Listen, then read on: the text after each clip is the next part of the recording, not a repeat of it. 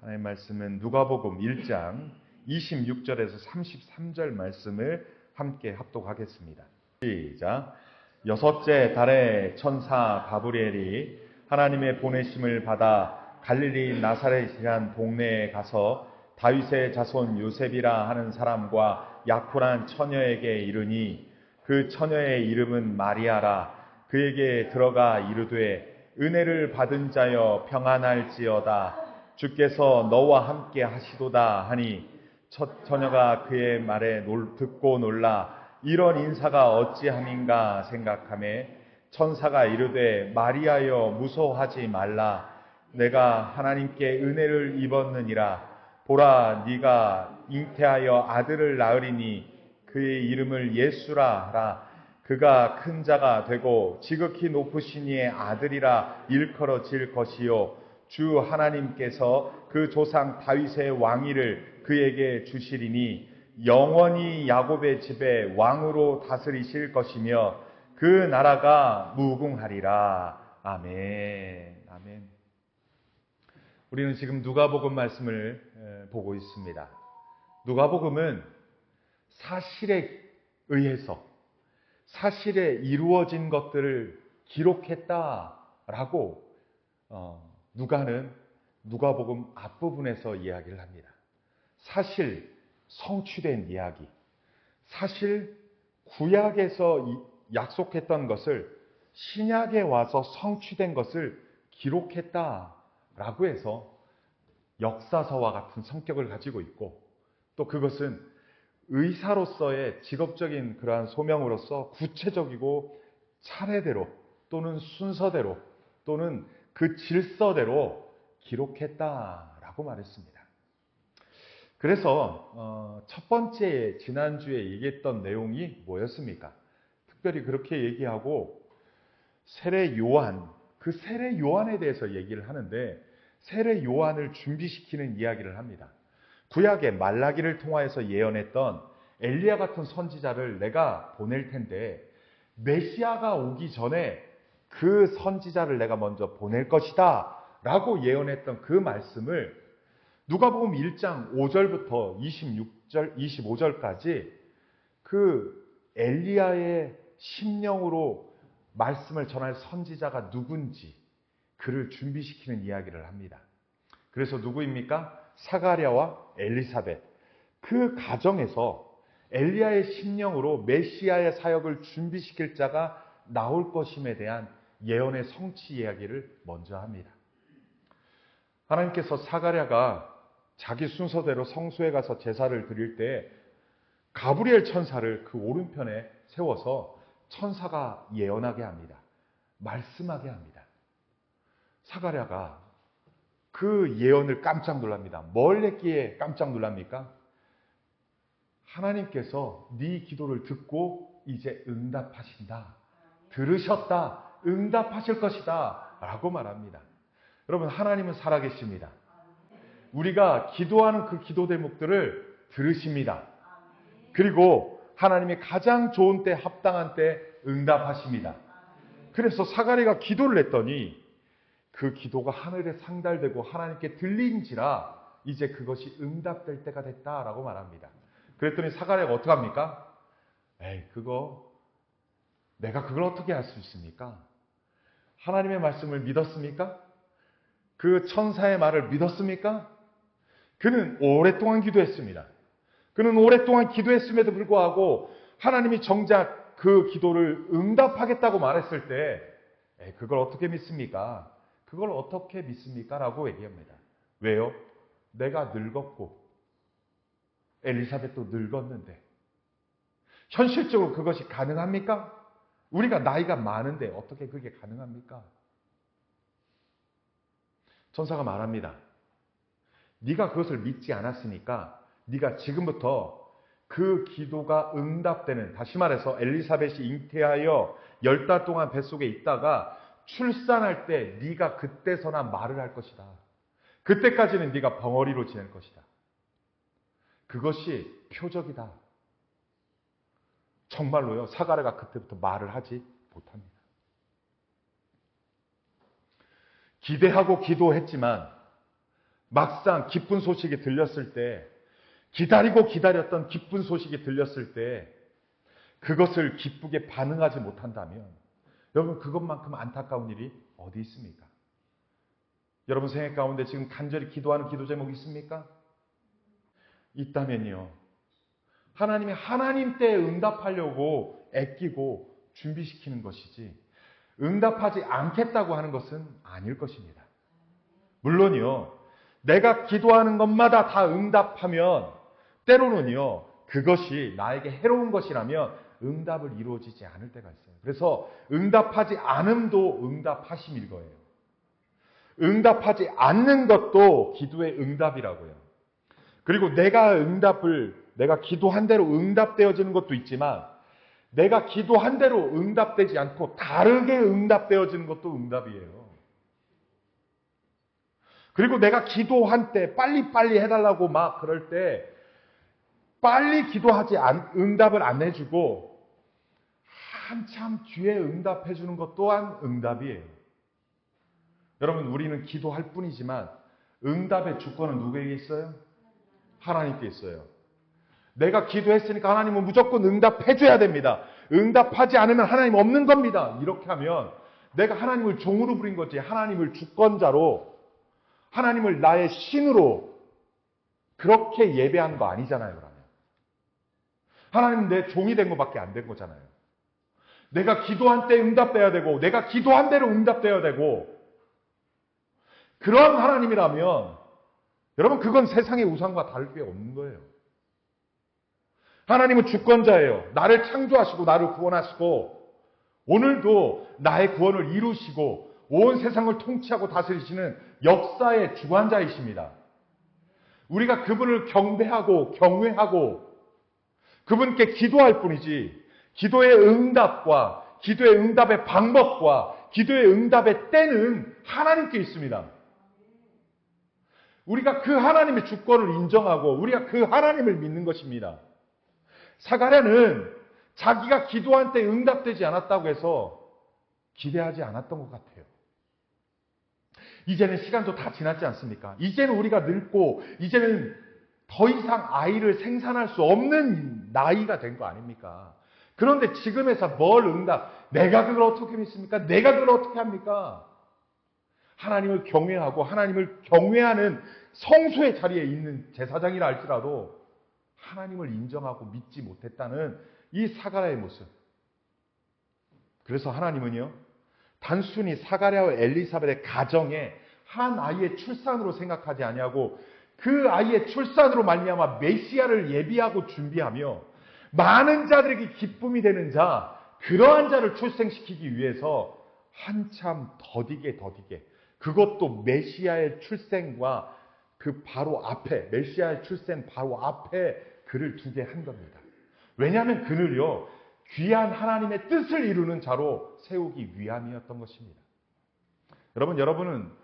여러분이 간절히 기도한 거 여러분 개인의 간구일지 모르겠지만 하나님은 여러분의 개인의 간구를 통하여서 하나님의 뜻, 하나님의 역사, 더 큰 원대한 꿈을 하나님께서 이루시길 원하신 것입니다. 여러분이 기도한 그 기도 제목들마다 내 개인의 소견, 내 개인의 작은 기쁨, 나 하나의만의 기쁨만으로 응답되는 것이 아니라 너의 간구가 더 큰 기쁨, 더 위대한 기쁨이 될 수 있도록 하나님의 때에 응답하려고 더디 응답하신 것입니다. 따라서 우리가 하나님을 믿고 간구하되 조급함이 없이 내가 원하는 때가 아닌 하나님의 때에 하나님의 뜻이 이루어질 수 있도록 여러분 기도하시는 은혜가 있기를 소원합니다. 그리고 그 주권을 믿을 때 정말 큰 기쁨으로 다가오는 기쁨을 진짜 기쁨으로 맞이할 수 있도록 여러분이 늘 하나님을 기대하며 기도하시기를 소원합니다. 그런 일이 있었고요. 그 이후에 1장 24절 이후에 보니까 아내 엘리사벳이 잉태했다는 것을 깨닫습니다. 그런데요, 잉태하고 나서 그가 행동을 취한 것은 5달 동안 숨어서 지냈대요. 왜 그가 5달 동안 숨어서 지냈을까요? 한마디로 말해서요, 잉태할 수 없는, 그래서 많은 사람들의 수치스러움을 느꼈던 그가 숨었습니다. 그리고 잉태되었음에도 불구하고 그 아이가 제대로 자리 잡을 수 있도록 숨어서 이 아이를 키웠습니다. 여러분, 노산일 때 그 아이가 자리 잡는 게 쉽지 않잖아요. 산부인과적으로도 볼 때도. 그래서 하나님 하면서 간절히 그 하나님께 매달리며 하나님께서 돌보시기를 기도했다는 것입니다. 25절에 주께서 나를 돌보시는 날에 10달 동안 돌보시는 날에 사람들 앞에서 내 부끄러움을 없게 하시려고 이렇게 행하심이라 하면서 그 하나님의 행하심을 받고 믿음으로 받고 기쁨으로 받고 숨어서 5달 동안을 지냈습니다. 그러고 나서 우리가 본문 읽었던 말씀처럼 6째 달 들어가는 시점에 천사 가브리엘이 이번에는 마리아에게 나타납니다. 여러분, 천사 가브리엘은 좋은 기쁜 소식을 전하기 위해서 마리아에게 나타나는데요. 하나님의 보내심을 받았다라고 말합니다. 천사가 자기 스스로 자기 주권적으로 기쁜 소식을 전하는 게 아니에요. 누구가 전하라고 한 말을 전하는 거예요? 하나님이 전하라고 하는 기쁜 소식을 전하는 게 천사예요. 천사가 개인적으로 주권적으로 할 수 있는 것이 아닙니다. 그런데요, 하나님의 보내심을 받아서 뭐라고 말합니까? 나사렛 동네에 가서 27절 같이 한번 읽겠습니다. 시작. 다윗의 자손 요셉이라 하는 사람과 약혼한 처녀에게 이르니 그 처녀의 이름은 마리아라 라고 말합니다. 27절에 누구와 약혼한 처녀예요? 다윗의 자손이에요. 다윗의 자손. 이것이 참 매우 중요합니다. 마리아가요, 다윗의 자손과 약혼하지 않았다면 이것은 이루어지지 않습니다. 마리아가 다윗의 자손과 약혼하고 나서 그러고 나서 천사 가브리엘이 가서 전하는 소식이 네가 잉태를 할 것이다 라고 선포하는 것입니다. 여러분, 다윗의 자손과 약혼한 자에게 전해야 됩니까? 왜요? 예수님은 다윗의 후손으로 와야 된다고 하는 구약의 언어, 구약의 언약이 있었기 때문에 그렇습니다. 28절에 그에 들어가 이르되 뭐라고 말합니까? 은혜를 받은 자여 평안할지어다 라고 말합니다. 여기서 은혜라는 것은 무엇입니까? 하나님의 특별한 이 은혜를 입어서 메시아를 잉태하도록 선택되었음을 말하는 은혜입니다. 은혜 받은 자여, 평안할지어다. 은혜와 평안은요, 이스라엘 백성들에게 인사하는 매우 중요한 인사법입니다. 하나님의 은혜와 하나님의 평강, 하나님의 은혜와 하나님의 평화. 그래서 이스라엘 사람들은 늘 샬롬이라는 인사를, 평안이라는 인사를 늘 했던 거예요. 하나님의 은혜와 평강.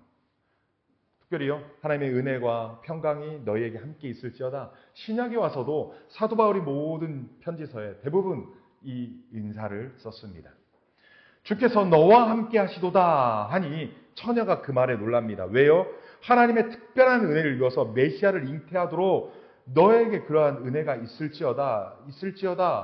은혜를 받은 자여라고 주권적으로 또한 선포한 겁니다. 그러니까 처녀 입장에서는 놀랄 일이지요. 왜요? 왜 처녀가 놀랄 일입니까? 처녀가 아이를 갖는다는 거, 이거는 구약시대엔 있을 수 없는 일입니다. 특별히요, 처녀가 갑자기 어느 날 잉태했다? 그러면요, 그 잉태를 가능하게 한 그 남자와 잉태한 그 여자는요, 돌로 맞아 죽는 사형법이 있습니다. 그래서 이 처녀 입장에서, 마리아 입장에서 이 말을 듣고 놀라. 이런 인사가 어찌함인가? 그렇게 생각한 겁니다. 자기는 처녀인데. 그러니까 천사가 뭐라고 말합니까? 30절입니다. 천사가 이르되 마리아여 무서워하지 말라. 네가 하나님께 은혜를 주권적으로 입었느니라. 지금 두 번째로 얘기합니다. 28절에 은혜를 받은 자, 30절에 네가 하나님께 은혜를 입었다. 주권적인 은혜입니다. 내가 은혜를 원해서 받은 것이 아니라 하나님이 주권적으로 은혜를 주신 자, 주권적으로 은혜를 받은 자, 그런 거예요. 그런데 이 은혜가 지금 마리아에게 기쁠까요? 생각해 보세요. 내가 원하는 은혜는 돈이 좀 매덕 뚝 떨어지고, 내가 원하는 은혜는 내게 있는 질병이 떠나가고, 내가 원하는 은혜는 자식들이 잘 되고 자식들에게 좋은 것만 와야 되는 거. 내가 원하는 은혜가 그건데 지금 내가 원하는 은혜가 아닌 다른 은혜가 주권적으로 임했다는 것과 동일한 거예요. 처녀가 아이를 갖는다? 그거 마리아가 원한 적 없어요. 특별히요, 이 당시에는 약혼을 하면요, 1년 동안은 동침을 하지 않습니다. 사실 말해서 약혼도 결혼이에요. 오늘날로 말하는 약혼보다도 더 강력한 약혼, 결혼의 관례예요. 따라서 약혼했으면요, 함께 살아도 돼요. 약혼했으면 동침해도 돼요. 약혼했으면 이미 혼인 관계예요. 그런데요, 약혼을 했음에도 불구하고 구약의 이스라엘 백성들은 12달 동안 동침하지 않고 따로 지냅니다. 그 이유는 뭐냐면요, 약혼을 했는데 갑자기 임신했으면 그 임신한 아이는 내 아이가 아니잖아요. 그래서 12달 동안은 기다리는 겁니다. 그래서 그가 진짜 처녀인지 아닌지를 기다리는 거예요. 그런데 그러한 약혼을 했고 기다림의 기간에 다윗의 자손 요셉과 약혼한 그 처녀 마리아에게 처녀가 잉태된다면 지금 마리아는 어떻게 된다는 거예요? 진짜 이건 말도 안 되는 얘기예요. 죽임을 당할 수 있고 결혼은 파혼당할 수 있는 위기라는 거예요. 근데 이것을 주권적으로 하나님께서 은혜 받은 자요 라고 말합니다. 그러면 이것을 아멘 예수여 오시옵소서 주시옵소서 내가 기쁘게 받아들이겠습니다 이렇게 할 사람이 누가 있습니까? 아무리 하나님이 신이시고 아무리 하나님이 나를 구원하셨다 할지라도 지금 나를 사지로 죽음의 자리로 낭떠러지 자리로 지금 미는 형태 아닙니까? 이제 약혼했고 이제 진짜 10달이나 1년을 기다렸다가 정말 결혼 생활을 해야 되는데 지금 그것조차 하지 말라고 지금 하는 겁니까? 지금 이것을 은혜라고 말할 수 있습니까? 저주지. 지금 이거를 내가 받아들이라고 말할 수 있습니까? 이 저주를. 정말로 마리아 입장에서는요. 이게 은혜가 아닌 거예요. 은혜가 아닌 거. 여러분이 하나님을 오랫동안 믿었고 여러분이 강조했던 기도 제목이 있는데 지금 그걸 응답하지 않고 전혀 다른 어려움을, 다른 시험을, 다른 고난의 자리를 은혜라고 말하면서 지금 줬다는 것과 동일한 거 아닙니까? 아니 그걸 내가 어떻게 하나님을 믿을 수 있어요? 내가 하나님을 내가 어떻게 인정할 수 있어요? 나는 많은 사람들이 저주받았다고 할 건데 지금 이 위기가 지금 선포되는 겁니다. 그러니까 무서워하지 말라는 말을 천사가 먼저 하는 겁니다. 진짜 무섭지요. 마리아 입장에서는. 네가 하나님께 주권적으로 은혜를 입었다. 에이 그건 아니죠. 그건 아니죠. 여러분 손해보면서 하나님께 나에게 은혜 입힌다고 하는데 그게 은혜일 수 있다고 받아들일 수 있습니까? 그런데요 31절에 이렇게 말씀합니다. 보라 네가 잉태하여 아들을 낳으리니 그 이름을 예수라라. 네가 선택의 여지가 없다. 주권적으로 임했다. 그리고 그 아들의 이름을 예수라 하라. 주께서 구원하신다. 주께서 구원하신다의 이름에 예수인 거예요. 그냥 예수라 이름하라. 그가 큰 자가 되고 지극히 높으신 이의 아들이라 일컬어질 것이라. 내 뱃속에서 그래 마리아 네 뱃속에서 난 아이는 하나님의 아들, 지극히 높으신 하나님의 아들. 여기서 표현은요 하나님이라는 표현을 쓰지 않습니다. 그가 큰 자가 되고 지극히 높으시니 하나님이죠. 하나님의 아들이라 일컬어질 것이요 주 하나님께서 그 조상 다윗의 왕위를 그에게 주시리니. 구약에서부터 예언됐던 예언의 성취가 네 뱃속에서 낳을 아이로부터 시작될 것이다 라고 말합니다. 한번 볼까요? 밑에 말씀을. 주께서 친히 이게 이사야서 7장 14절의 말씀인데요. 한번 같이 한번 읽어봅시다. 시작. 보라 처녀가 잉태하여 아들을 낳을 것이요 그의 이름을 임마누엘이라 하리라. 주께서 친히 뭘 준다고요? 주께서 친히 뭘 준다고요? 징조예요, 징조. 어떠한 징조가 하나 나타나면 그 징조는 이거야. 하나의 표적인데 그 표적은 이거야 라는 거예요. 그런데 표적이 뭐예요? 처녀가 잉태하여 아들을 낳는 것이 징조래요. 이게 예수님이 신약에 나타나기 전 약 700년 전에 예언된 말씀이에요. 구약의 700년 전, 예수님 오시기 전 700년 전에 처녀가 잉태하여 아들을 낳을 것이다라고 얘기합니다. 이것이 하나의 징조, 표적이라는 거예요. 그게 일어나는 건 무슨 일이냐면 하나님이 우리와 함께 하신다는 임마누엘이라는 뜻이에요. 임마누엘이라는 히브리어 단어가 있는데 그것을 어떤 의미냐면 하나님이 우리와 함께 하신다는 거예요. 하나님께서 처녀에게 잉태해서 그 처녀가 아들을 낳을 것인데 그 아들이 하나님의 아들로서 하나님으로서 우리와 함께 하신다라는 그거라는 거예요. 하나님이 친히 하늘에 계시다가 이 땅에 친히 인간들처럼 인간의 몸으로 와서 인간들의 언어로 인간들의 삶을 살고 인간들이 삶을 살아가는 그 모든 속에서 인간들을 구원하는 길을 제시하고 이끈다라는 거예요. 하나님이요. 하나님이 하나님으로서 하나님의 이야기를 하니까 이 인간들이 자꾸 우리의 이야기, 우리의 고난, 우리의 어려움, 우리의 구원에 대해서 전혀 딴 마음 먹고 있는 거예요. 그래서 하나님이 친히 인간의 몸으로 인간의 옷을 입고 오셔서 인간이 당하는 고난과 고통과 그 죽음을 경험하고 인간들을 친히 죄와 사망으로부터 구원하시기 위해서 하나님이 친히 이 땅에 오실 것이다. 그 임마누엘이라고 하는 징조, 뭐로부터 나온다고요? 처녀가 잉태하여 아들을 낳을 것인데 그것이 징조다. 그래서 마태복음에는요, 구약 다음에 신약에 올 때 예수를 임마누엘 하나님이라고 증거합니다.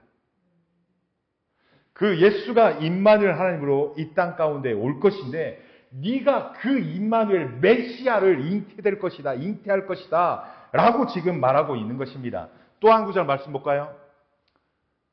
자, 창세기 말씀인데 같이 한번 읽어봅시다. 시작. 내가 너로 여자와 원수가 되게 하고 네 후손도 여자의 후손과 원수가 되게 하리니 여자의 후손은 네 머리를 상하게 할 것이요 너는 그의 발꿈치를 상하게 할 것이니라. 이게 창세기 3장 15절에 있는 원시 복음이라고 말합니다. 아담이 에덴 동산에서 범죄하여 하나님부터 쫓겨납니다. 그거 먹으면 정녕 네가 죽을 것이다라고 말하는 그 선악과를 따먹고 나서 사탄의 유혹을 듣고 하나님의 말씀을 비교합니다. 이 아담이 하나님의 말씀과 사탄의 말씀을 비교하고 하나님의 말씀을 순종했어야 되는데 하나님의 말씀을 이 사탄이 거짓으로 만들어버리고 유혹해서 야 그거 먹어도 죽지 않아. 하나님이 너한테 그런다고? 아니야. 네가 그거 먹으면 하나님같이 될 거라. 그거 먹지 말라고 한 거야. 하나님이 너를 하나님같이 되지 않게 하려고 너를 그거 못 먹겠어 하면서 사탄이 거짓말합니다. 그거 먹어도 너 영원히 살 수 있어. 이렇게 거짓말합니다. 그런데 아담이요 그걸 듣고 분별해서 하나님의 말씀을 순종했어야 되는데 하나님의 말씀을 불순종하고 누구를 따른 거예요? 이 사탄의 말을 듣고 사탄의 말을 믿고 하나님이 아닌 사탄의 말을 따라서 선악과를 따먹은 거예요.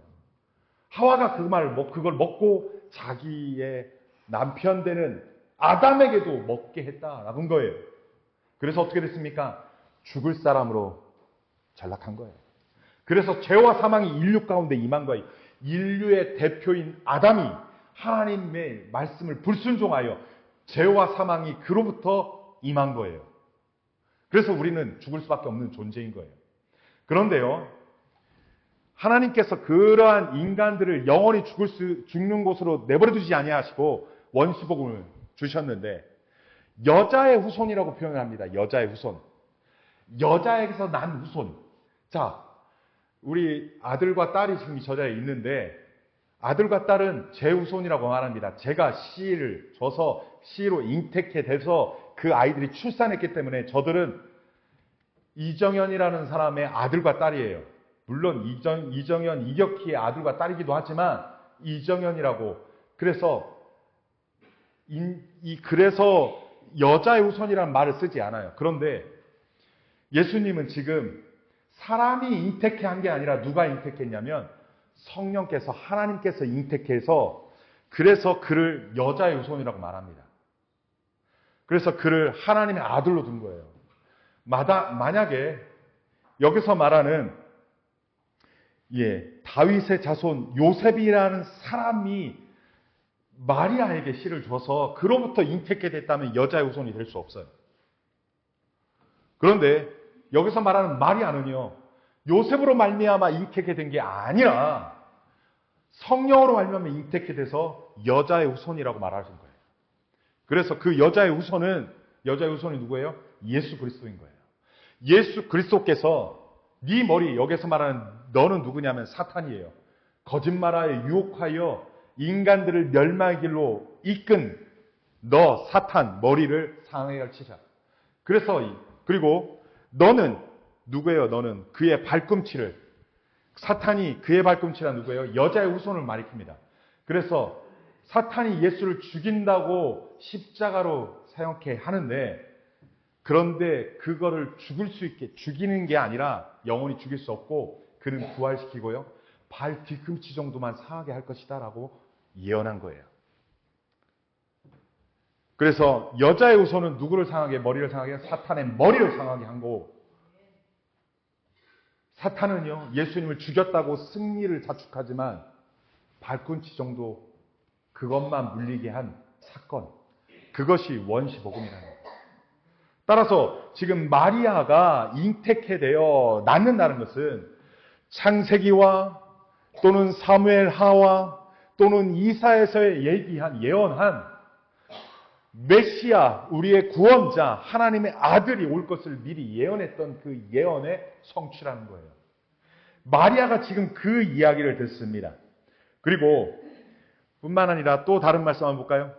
이게 사무엘하 7장 12절에서 16절에 나타나는 말씀인데, 이 다윗이 내가 하나님의 집을 짓겠습니다, 하나님의 성전을 짓겠습니다 했더니, 네가 내 집을 짓겠다고? 아니야, 내가 네 집, 네 가문을 지키겠다 라고 하면서, 내가 네 몸에서 날, 네 씨, 다윗의 후손으로부터 그 후손이 씨를 네 뒤에 세워 그의 나라를 견고하게 하리라 말하는데, 여기서 말하는 씨, 이 씨는요, 집합명사이면서 단수라고 쓰여요. 단수. 다윗이 낳는 모든 씨 중에서 한 씨. 이해됩니까? 다윗의 자손이 많잖아요. 그 왕족들이 많잖아요. 조선왕조 500년에서 전주희 씨가 여러 명 있듯이 그 모든 자들이 뭐 나라를 견고하게 한다 이런 뜻이 아니라, 네 몸에서 날, 너의 씨, 집합명사인 그 모든 중에서 특별히 단수로 표현하는 씨, 어느 한 씨를 통해서 네 뒤를 세워 그의 나라를 견고하게 하리라. 그가 세우는 나라를 견고하게 하리라. 예수 그리스도가 이 땅 가운데 오셔서 그 나라를 세우는 것을 무슨 나라라고 해요? 하나님 나라라고 합니다. 예수 그리스도가 세우는 나라, 하나님 나라, 그 나라가 견고하게 할 것이다 라고 말합니다. 그는 내 이름을 위하여 집을 질 것이요, 예수 그리스도는 하나님의 이름을 위하여 집을 건축할 것이요 그래요. 이게 신약에 와서는 예수님께서 그 제사장들과 서기관들과 종교 지도자들에게 뭐라고 말하냐면, 이것을 성전을 헐라, 내가 며칠 만에 이것을 다시 지을 것이다 말합니까? 사흘 만에 다시 지을 것이다. 니들이 허물어라, 내가 지켰다. 여기서 말하는 집은요, 성전을 얘기하는데, 이 성전이 이제 예루살렘 성전이 더 이상 성전의 기능을 못할 것이고 무너질 것이고, 새로운 성전 예수 그리스도가 참 성전 되어서 그의 나라 왕위를 영원히 견고하게 하리라 그러는데, 여기서 말하는 왕이 하나님의 왕, 하나님이 다스릴 왕, 그 왕위가 영원히 견고하게 되리라. 예수님이 살았던 생애는 33년이라고 말합니다. 또는 33년 반이라고 말합니다. 그런데요, 그분께서 세우신 나라는 어느 한 기간이 아니라 예수님께서 세우신 그 나라는 그때부터 오늘날까지 앞으로도 영원할 것이다 라고 말하고 있는 거예요.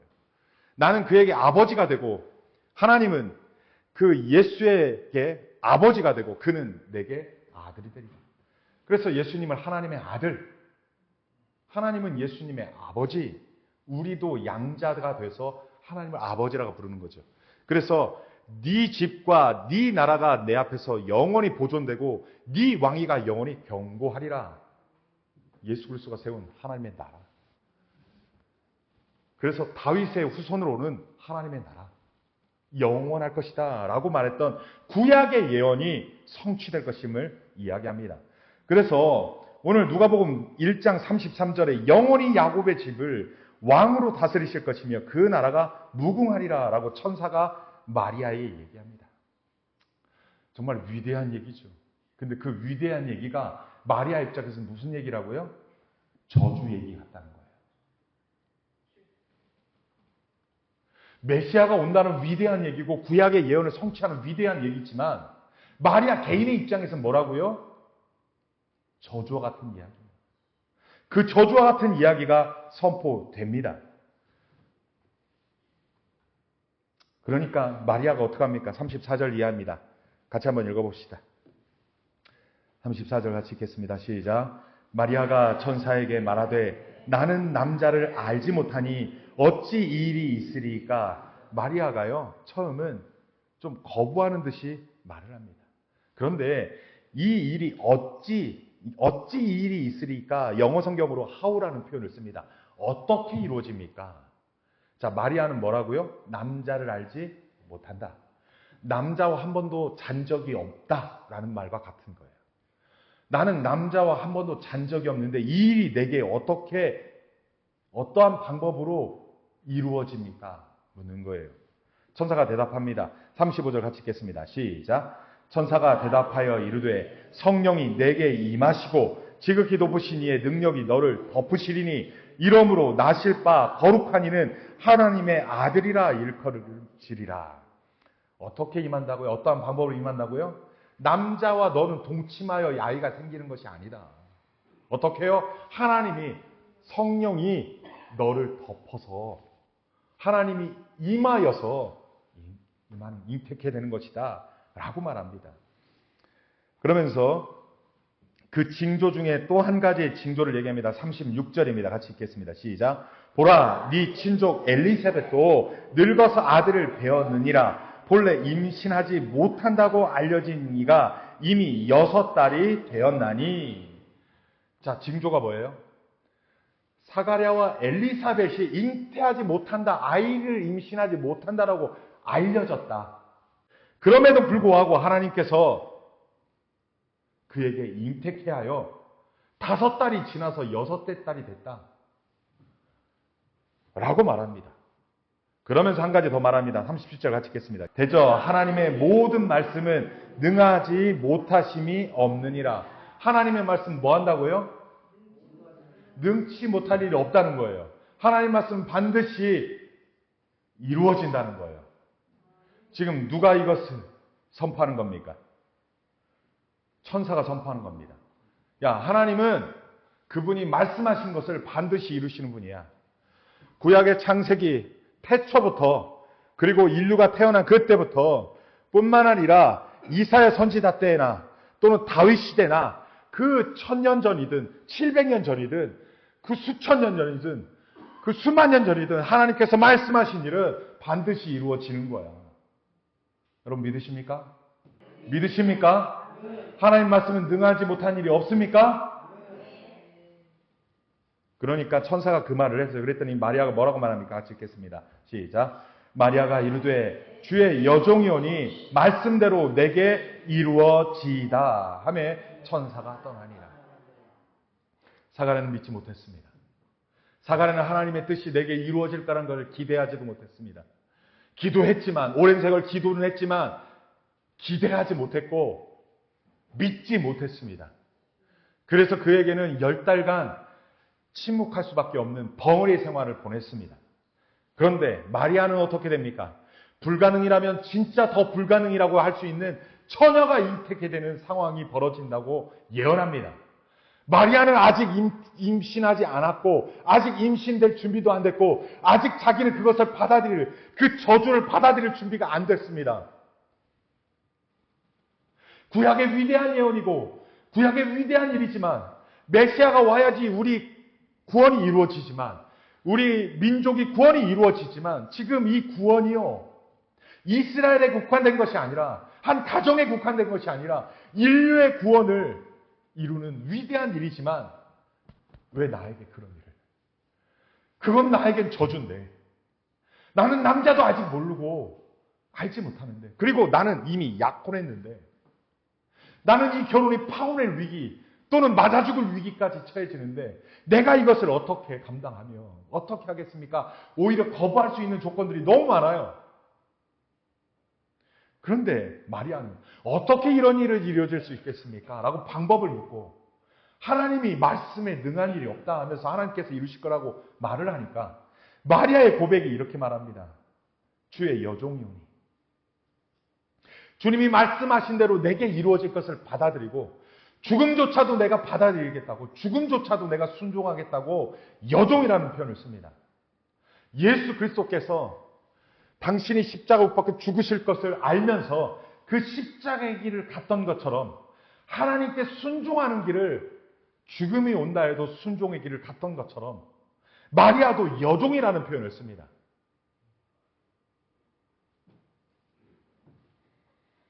우리가 주님을 믿습니까? 주님은 우리를 구원하셨다는 걸 믿습니까? 그분이 우리를 통하여서 하나님의 위대한 일을 꿈꾸신다는 것을 여러분 믿습니까? 여러분을 통해서 하나님의 뜻을 이루겠다고 꿈을 꾸고 계십니다. 하나님이. 그래서 구원하셨어요. 그런데 우리 크리스찬들은 나 개인의 구원, 나 개인의 행복뿐만 아니라 나 개인의 소유, 나 개인의 잘됨 여기까지만을 복으로 생각하고 여기까지만을 은혜로 생각합니다. 나를 통하여 하나님의 위대한 일, 나를 통하여 하나님의 위대한 꿈이 이루어지는 것까지를 바라지 않아요. 왜요? 그 길이 어떤 길인데? 고난의 길이라고. 십자가의 길이라고. 자기를 부인하고 예수 따르는 길은 너무 험난하다고. 그 길은 주의 종이라고 신학교를 간 사람들이나 주의 종이라고 선교사로 간 사람들이나 하는 길이지 나 같은 자는 아니야 라고 거부하고 순종할 수 없어요 라고 하는 사람들. 그게 대부분의 크리스찬입니다. 근데 오늘 성경은 명확하게 얘기합니다. 하나님께 은혜 입은 자여. 하나님께 은혜 받은 자여라고 말합니다. 여기는 우리 모두는 하나님께서 주권적으로 은혜 주인 자인 줄 믿습니다. 하나님께서 주권적으로 은혜를 우리가 받은 자입니다. 예수 그리스도를 통하여 주권적으로 은혜를 입었고 예수 그리스도의 구원의 은혜가 우리에게 임한 줄 믿습니다.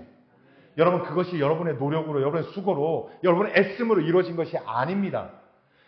여러분이 예수를 믿으니까 구원이 그냥 주권적으로 임한 거예요. 여러분이 예수를 구주로 나의 하나님을 믿으니까 여러분들이 주권적으로 생명이 여러분에게 임한 거예요. 죄와 사망은 우리에게서 떠난 거예요. 이제는 하나님이 주권적으로 임한 거라는 걸 잊지 마시고 주의 여종의 고백처럼 마리아의 고백처럼 주의 여종이오니 주의 남종이오니 말씀대로 내게 이루어지다라고 고백하고 받아들이는 저와 여러분 되기를 소원합니다. 그것이 여러분이 원하지 않는 은혜라 할지라도 여러분에게 원하는 은혜만이 아닌 여러분이 원하는 은혜만이 아닌 여러분이 원하지 않는 은혜까지도 우리에게 하나님께서 입혀주셨습니다. 따라서 이제 하나님께 받은 은혜를 여러분이 원하는 복으로만 채우려고 하지 말고 여러분을 통하여 또 다른 자들에게 하나님의 은혜를 나눌 수 있는 하나님의 복음을 전할 수 있는 하나님의 축복을 그들에게 흘려보낼 줄 아는 축복의 통로 다 되시기를 축원합니다. 하나님의 말씀은 반드시 이루어집니다. 하나님의 언약은 반드시 성취됩니다. 우리를 통하여 이루실 그 성취, 그 은혜, 그 주권적인 은혜, 하나님의 뜻이 나 같은 자를 통해서라도 이루어지는 그 은혜를 저와 여러분이 누리시는 은혜 받은 자 되기를 축원합니다. 기도하겠습니다. 사랑이 많으신 아버지 하나님, 마리아가 받는 은혜, 마리아가 받은 은혜가 그가 원하는 은혜, 그토록 기다렸던 은혜가 아닐지라도 하나님께서 택하시고 하나님께서 부르시고 하나님께서 이미 주신 자들에게 이미 주권적으로 주신 은혜인 줄 믿습니다. 예수 그리스도를 통하여서 오늘 우리에게 주권적으로 베푸신 은혜를, 그 주님의 구원의 은혜, 주와 함께하는 임마누엘의 은혜, 주님이 함께 하시며 우리를 통하여 역사하시는 그 은혜들을 이제는 우리가 거부할 수 없는 은혜인 것을 믿습니다. 이제 우리가 이 은혜를 마리아처럼 주의 여종이오니, 주의 남종이오니 말씀대로 내게 이루어지이다 라고 받을 수 있는 우리의 믿음 되게 하여 주옵소서. 그러한 자들 되게 하여 주옵소서. 그리하여서 우리를 통하여서 하나님의 뜻이 이루어지고, 우리를 통하여서 우리의 가정이, 우리를 통하여서 우리의 교회가, 우리를 통하여서 이 지역이 하나님의 나라 되게 하여 주시옵소서. 우리가 이것을 기꺼이 받아들일 수 있는, 받아들이는 믿음의 수준까지 나아가는 하나님의 사람들 다 되게 하여 주시옵소서. 믿음으로 받은 자들과 바젤에게 지금부터 영원토록 함께 하시길 소원하옵고 감사드리며 예수님의 이름으로 기도하옵나이다. 아멘.